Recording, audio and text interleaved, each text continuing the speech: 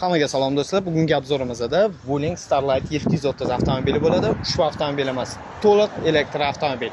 Ushbu avtomobilimiz to'liq zaryad bilan 500 km masofani bemalol bosib o'tadi. Bu avtomobil ko'pchilik kimga ma'qul keladi?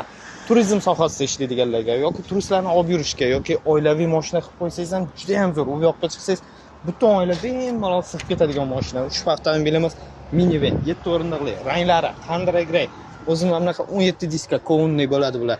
Xo'p, oltlariga keladigan bo'lsak, yana qaranglar do'stlar, bu avtomobilimizda beskuluchovoy dostuplari ham bor. Xo'p, salonlariga keladigan bo'lsak, salon mana bunaqa shokoladniy rangda. Xo'p, mana bunaqa evakor yaxshi poliklar qo'yilgan.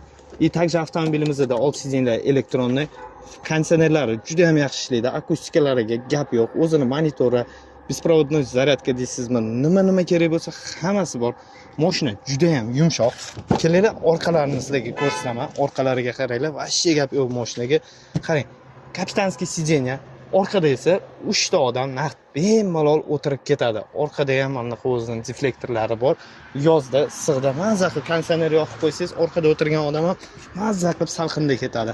Do'stlar, bunaqa mashina kim kerak bo'lsa, bemalol pastdagi raqamlarga aloqaga chiqasizlar. Mashina narxini sразу aytib ketaman. 26500 narxi. Kim kerak bo'lsa, bemalol aloqaga chiqib kelaveringlar.